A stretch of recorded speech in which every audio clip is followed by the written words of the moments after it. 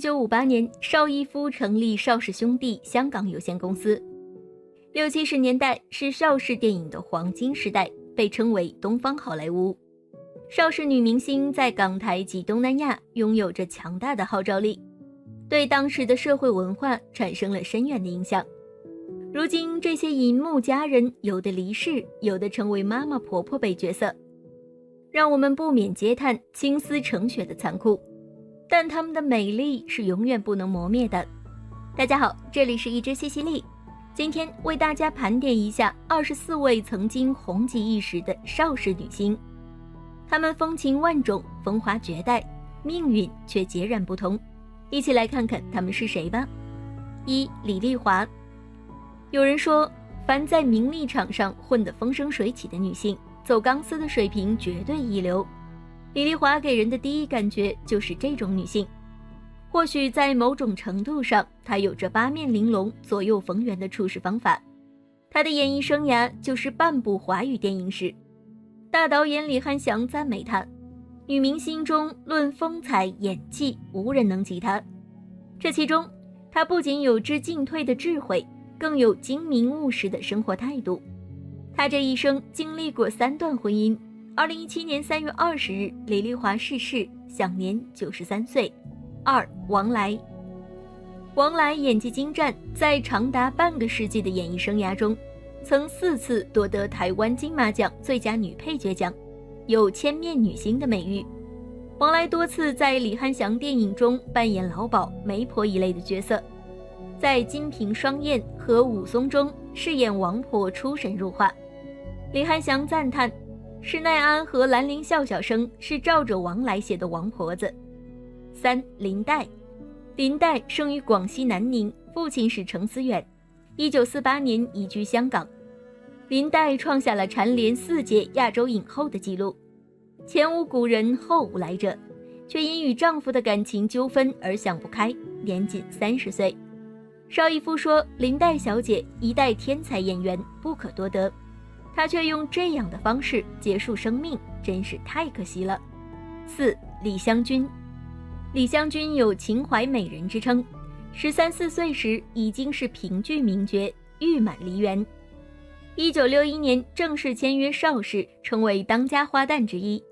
1963年与韩国影帝申荣均合演《报恩断》而成为国际影星。5. 尤敏。尤敏外貌清丽可人，是香港国语影坛独一无二的玉女偶像，得过2届亚洲影后，也是第1届金马影后。一书说，我们都承认，再过100年，100个人当中也不会有尤敏这双眼睛。她在事业巅峰的时候嫁给了香港富商高福球，婚后还生下了3个儿子。28岁时选择息影，在家相夫教子，还经常和家人一起去世界各地旅游，生活过得非常安逸。1996年12月29日，尤敏因心脏衰竭永远地离开了大家，享年60岁。6. 张仲文。张仲文是河北人，抗战时举家迁往西安，15岁与任职空军的第1任丈夫结婚，大陆时局动荡，随夫逃到台湾。1963年加盟邵氏。张仲文外形性感野艳，身材火辣，外号喷火女郎，最美丽的动物，被美国媒体称为东方的玛丽莲梦露。7. 乐蒂。乐蒂出生于上海，1949年移居香港，是第2届金马影后。乐蒂演绎了中国古代4大美女和祝英台、林黛玉、聂小倩等角色，古装扮相清丽脱俗，气质高雅，被称为古典美人。乐蒂只活了31岁，外界说她是因为感情与事业的双重压力，选择自行身亡的，但她的哥哥雷震澄清，医院诊断报告指乐蒂是由于安眠药的副作用而引起心脏休克，最终身亡。8. 叶枫。叶枫外形冷艳高挑，歌舞俱佳，人称长腿姐姐。她与电懋当家小生张扬和邵氏当家小生凌云分别有过1段婚姻，是一个敢爱敢恨、不在乎他人眼光的女子。9. 凌波。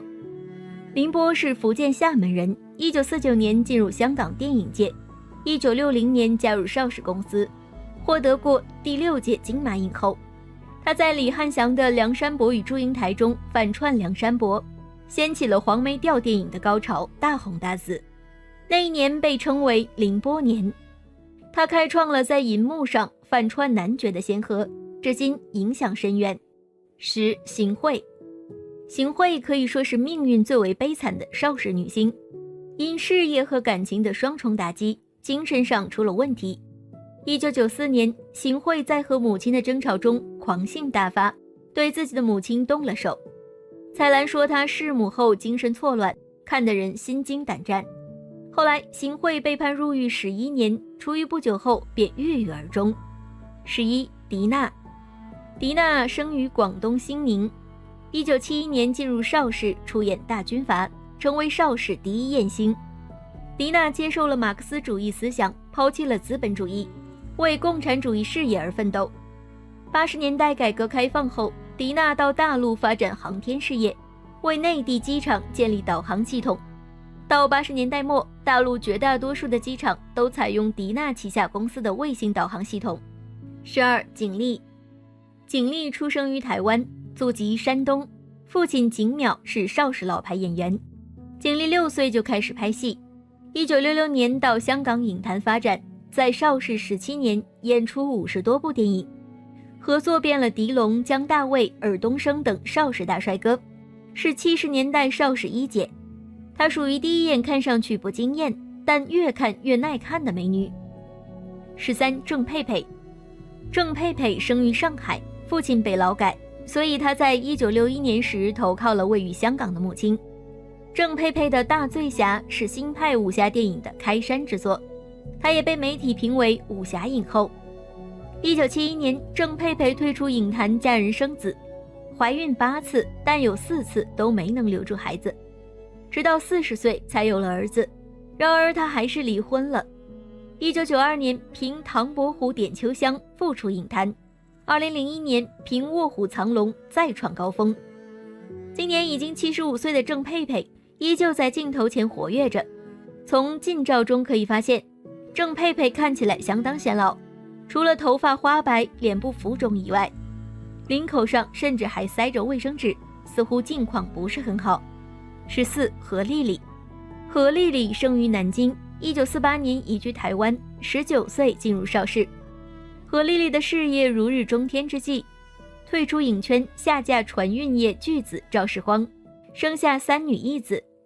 赵世光却在外面有了小3和小4，甚至有了私生子。何丽丽选择了隐忍，熬了43年，在赵世光去世后掌握了公司大权，让小3、小4以及私生子一个钢镚都没分到。何丽丽成了最后的赢家。她说，情人是上不了台面的，我的位置谁也别想撼动。15. 胡锦。胡锦生于江西，在台湾长大，1969年被李翰祥发掘，转入电影界发展，成为邵氏著名艳星。胡锦嘴边有一颗美人痣，一股天然的风骚媚态。她演了无数风月片，却从没有露过肉，所有大尺度戏份均由替身完成，她只需做出各种欲仙欲死的表情即可。香港才子蔡澜说过，胡锦在电影中的性感是造作出来的，本人非常端庄，私生活亦不放荡。16. 胡燕妮。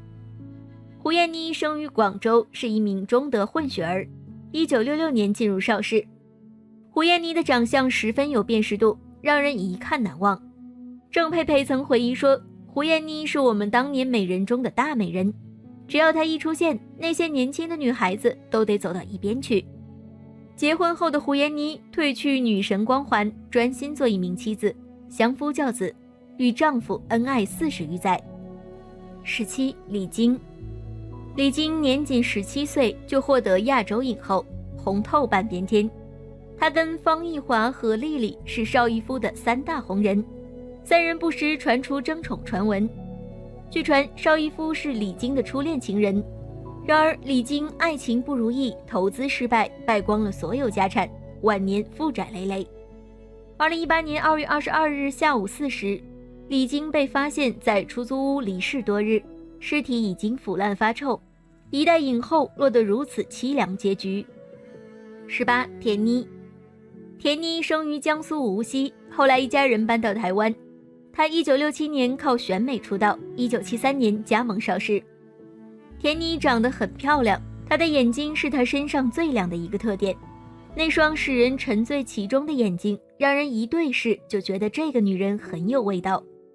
而且当时的娱乐圈里，田妮这种气质很受欢迎。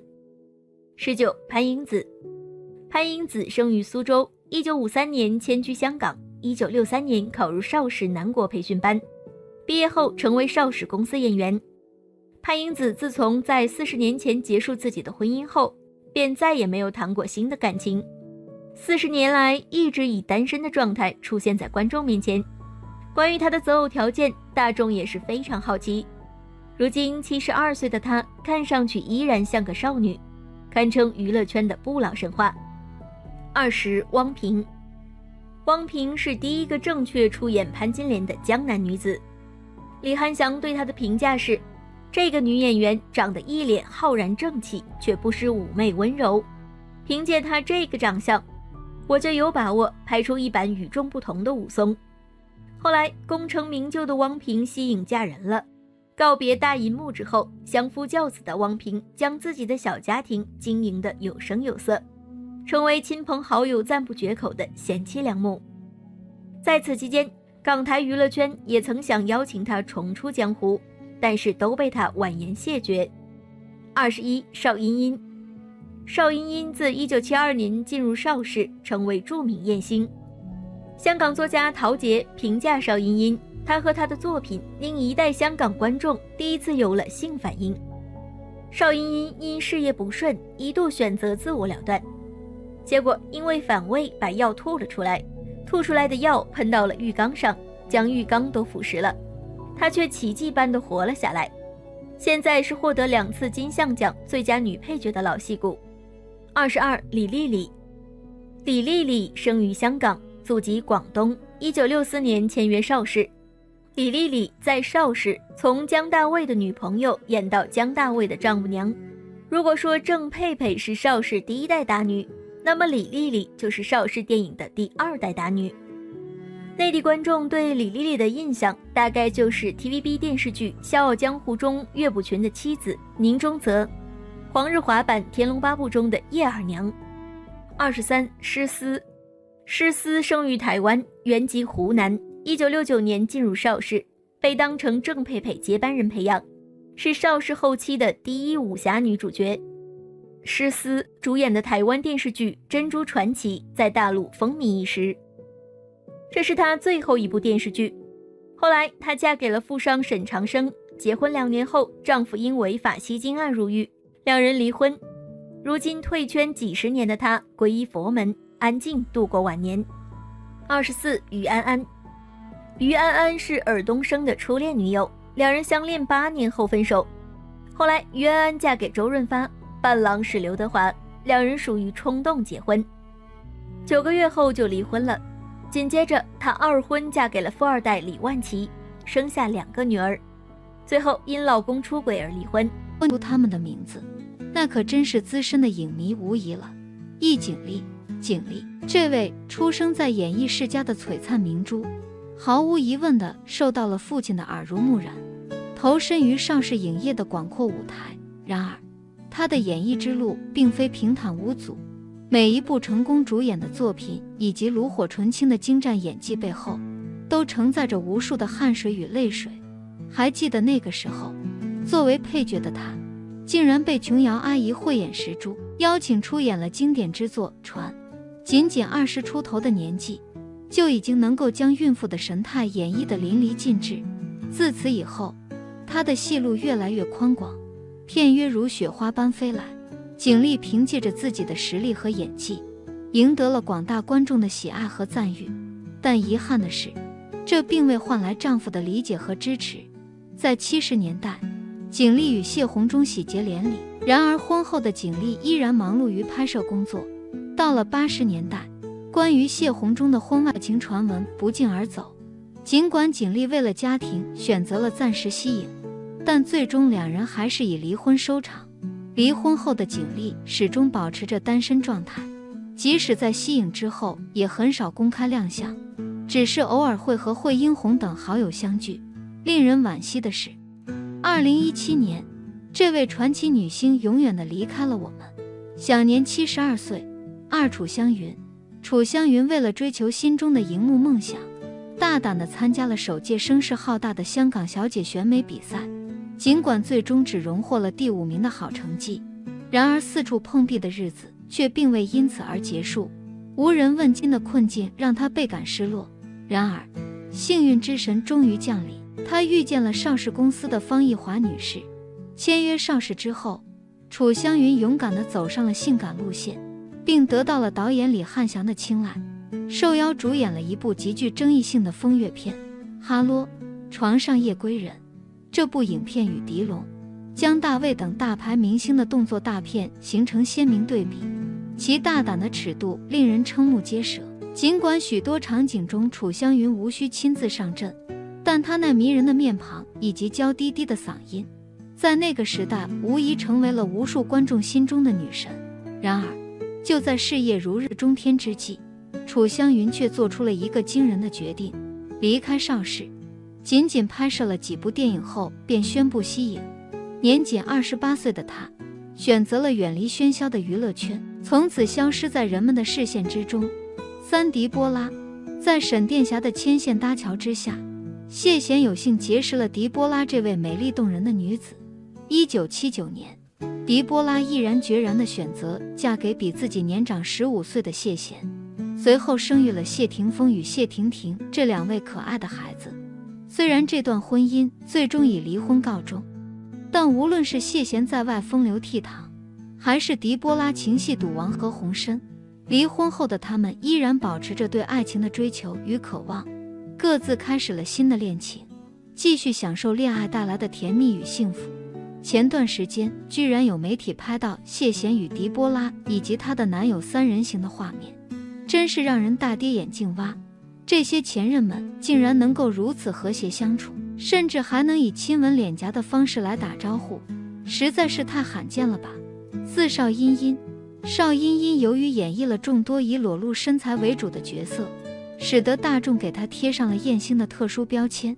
然而，在那之后，邵茵茵的演艺事业并未因此而红火起来，反而一度陷入低谷。为了摆脱这个令人尴尬的标签，邵茵茵毅然决定嫁给富商陈耀发，并且为他生育了2个可爱的孩子。然而，好景不长，婚后不久，陈耀发就原形毕露，竟然把第3者带回家中，当着邵茵茵的面公然羞辱她，甚至扬言要让她净身出户。如果不是为了孩子们，邵茵茵可能早已选择离婚。为了挽救这段婚姻，邵茵茵甚至不惜冒险去做了整容手术。但是不幸的是，手术过程中发生了意外，导致假体破裂，脸部严重变形。随着时间的推移，邵茵茵的外貌变得越发恐怖。尽管如此，邵茵茵依然没有放弃自己热爱的演艺事业。这些年来，她始终坚持在荧幕前活跃。2011年，更是凭借出色的表演荣获了香港电影金像奖最佳女配角的殊荣。尽管有人嘲笑她是老妖婆，但她却毫不在意，依旧我行我素地追求自己的梦想。赵雅芝。赵雅芝凭借《新白娘子传奇》达到了职业生涯的巅峰，那时的她已经38岁了，但至今为止，人们心中最喜爱的那一版白娘子仍然非赵雅芝莫属。她陪伴着无数观众度过了美好的童年时光。在事业上一帆风顺的同时，赵雅芝的感情生活却并非如此顺利。她的第1任丈夫是在家人的撮合下相识相恋的，然而婚后由于对她与其他男性演员的关系产生怀疑，2人最终选择了分手。就在2人准备办理离婚手续时，赵雅芝邂逅了现在的丈夫，并带着2个儿子毅然决然地嫁给他。婚后又生下了1个孩子。如今，赵雅芝已经年过古稀，但她依然保持着热爱运动的习惯，甚至还能玩转滑板。每次出镜总是满脸笑容，优雅自信，一家5口的生活也过得其乐融融，幸福美满。乐蒂。这位早在加入邵氏之前便凭主演影片《绝代佳人》坐稳长城影业三公主宝座的杰出女演员，竟然由于陈思思横刀夺爱，将其男友从手中夺走。面对这样的困境，她没有选择沉默与忍让，而是勇敢地迈出了那一步，投身于邵氏大家庭，展现出令人惊叹的决心与勇气。乐蒂具有鲜明而独特的东方女性气质，无论演绎什么样的角色，总能赋予她们生命力，使之栩栩如生。她塑造的聂小倩、祝英台、林黛玉等形象，堪称经典中的经典，使得她迅速崛起为邵氏的一姐，无人能及。然而，命运似乎总是喜欢捉弄人。乐蒂在事业上取得巨大成功的同时，婚姻生活却充满了波折。她与邵氏的一位影星陈后喜结连理，两人郎才女貌，堪称天作之合。然而，陈后却无法抵挡外界的诱惑，多次背叛乐蒂，在外偷腥。尽管乐蒂多次察觉到丈夫的不忠行为，但她并未选择妥协或容忍，而是坚决地提出离婚，独自承担起抚养女儿的重任。然而，正如她在电影中所扮演的林黛玉一样，乐蒂也未能逃脱命运的安排，早早地离我们而去，令人扼腕叹息。惠英红为了能够在拍戏方面有所突破，惠英红不惜向刘家良请教功夫技艺，而穆念慈这个角色就是她崭露头角的开始。随后，幸运地加入邵氏公司，事业逐渐步入正轨。然而，作为一名武打女星，拍戏过程中的受伤是家常便饭，但惠英红总是咬紧牙关坚持下去。终于，凭借在《长辈》这部影片中的出色表现，惠英红成功斩获了人生中第一座影后奖杯，一时之间风头无两。然而，好景不长，没过多久，她又陷入了无戏可拍的困境。为了改变现状，她甚至远赴法国拍摄了一组性感写真，可惜并未如愿走红，反而遭到了当时男友的嫌弃，认为她丢了面子。面对如此坎坷的事业之路，男友的离去更是雪上加霜。一次次残酷的现实打击让惠英红几乎无法呼吸，绝望之下竟然吞下了整整40颗安眠药。所幸的是，她最终被及时救回，重新获得了生命的机会。经历了生死考验的惠英红已经不再对拍戏抱有任何期望，只要有角色出演，她都会欣然接受。然而，命运似乎并不想轻易放弃这位坚强的女性。2010年和2016年，惠英红连续2次荣获影后桂冠，这一次次的荣誉让她重新燃起了对未来电影事业的信心。如今，尽管已经年过40，但她依然全力以赴地投入到每一部作品的拍摄之中，为观众带来一次又一次的惊喜与感动。黄杏秀，黄杏秀年轻时候的甜美形象真是令人惊艳不已啊！更令人惊讶的是，她竟然选择了成为一位身为打星。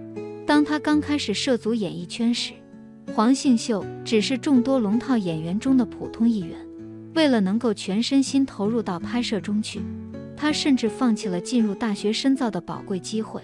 然而，尽管她连续出演了多部言情剧集，却始终未能大红大紫，这让她感到十分焦虑和困扰。